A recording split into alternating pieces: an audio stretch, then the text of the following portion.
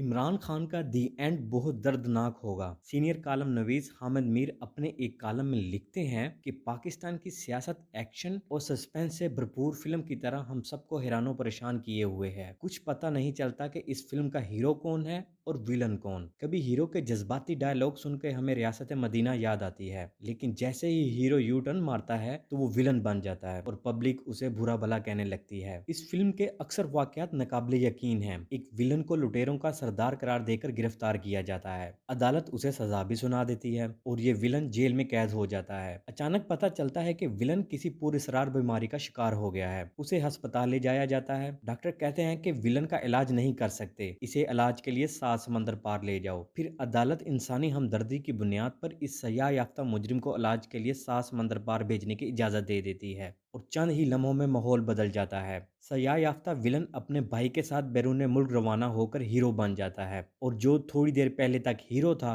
वो मुखालफिन की नकलें उतार उतार कर अपनी खफत मिटाने लगता है। हामिद मीर लिखते हैं कि ये फिल्म अपने इख्तितामी मरहले में दाखिल हो चुकी है। बहुत से नाजरीन खामोशी से फिल्म देखने की बजाय दाएं बाएं से पूछ रहे हैं कि अब आगे क्या होगा। इस वक्त जो सियासी फिल्म हमारे सामने चल रही है, इसे देखने वाले अक्सर नाजरीन ने अपने दिल थाम रखे हैं। खदशा है कि दी एंड में किसी ग्रेट ट्रेजेडी का सामना ना हो जाए। हामिद मीर कहते हैं कि बेशुमार लोग मुझसे पूछते हैं कि ये जो दूसरी दफा जेल से जहाज में बैठकर 7 समंदर पार चला गया है, ये वापस आएगा या नहीं। हामिद मीर कहते हैं कि ये जाने वाला 3 दफा वजीर आजम बना और तीसरी दफा वापस आने का इरादा भी रखता है। इस सयाह याफ्ता मुजरिम का जहाज पर चढ़ना भी हैरान कुन है और इसकी वापसी भी हैरान कुन होगी। वापसी से पहले एंटी क्लाइमैक्स शुरू हो जाएगा और आपको हर तरफ बदनामियों का गर्दो गुबार नजर आने लगेगा। फिल्म के आखिरी मराहल में इतने ज्यादा सियासी झटके आएंगे कि आपकी चीखें भी निकल सकती हैं, लेकिन आखिर में सब ठीक हो जाएगा। हीरो विलन और विलन हीरो बन जाएगा। डायरेक्टर और प्रोड्यूसर को यकीन है कि ये फिल्म बहुत से सियासी मुगालते खत्म कर देगी और इस फिल्म का स्क्रिप्ट राइटर असल हीरो बनकर सामने आएगा। हामिद मीर कहते हैं कि लिहाजा